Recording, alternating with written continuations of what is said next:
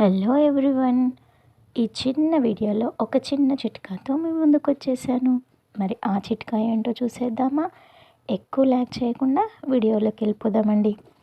ఏం లేదండి, మన ఇళ్ళల్లో జీన్స్ ప్యాంట్స్ ఉంటాయి కదండి, వాటి బటన్స్ చాలా తొందరగా ఊడిపోతుంటాయి. అలాంటప్పుడు వాటిని వాడటం చాలా కష్టమవుతుంది.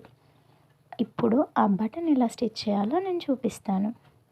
ఆ ఊడిన బటన్ వెనుక భాగాన్ని సీజర్తో కట్ చేయాలి. ఇప్పుడు ఒక చిన్న రౌండ్ షేప్లో ఉన్న కాయిన్ కానీ, లేకపోతే ఏదైనా ఒక చిన్న ప్లాస్టిక్ ముక్క కానీ తీసుకొని వీడియోలో చూపించిన విధంగా క్లాత్ని 2 వరుసలుగా ఫోల్డ్ చేసి టైట్గా బిగించేసి క్లాత్ ఒక దారంతో 2-3 వరుసలుగా చుట్టేసి ముళ్ళు వేసేయాలండి. ఇప్పుడు బటన్ రెడీ అయిపోయినట్టే. చూడండి, బటన్కి చాలా టైట్గా దారాన్ని చుట్టేసి, ఎంత టైట్గా చుడితే అంత గట్టిగా ఉంటుందండి బటన్. అలా దారాన్ని చుట్టేసి ముడి వేసేసుకొని బటన్ రెడీ చేసేసుకోవాలి.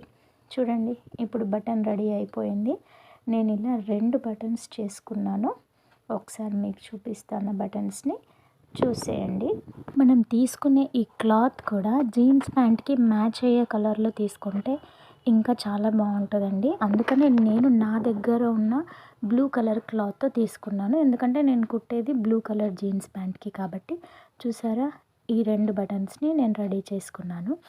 ఇప్పుడు ఈ బటన్ని మనం బటన్ కట్ చేసాం కదండి, ఆ వెనుక భాగం నుంచి దానికి ముందు నుంచి మెల్లగా పెట్టేసి వెనుక సైడ్ నుంచి బ్యాక్ సైడ్ నుంచి కుట్టడమే, అంతేనండి. ఇలా మనకి జీన్స్ ప్యాంట్ ఎక్కువగా పిల్లల జీన్స్ ప్యాంట్ బటన్స్ ఊడిపోతూ ఉంటాయి కాబట్టి వాళ్ళకి ఇలా చేస్తే యూజ్ అవుతుందని నా ఒపీనియన్.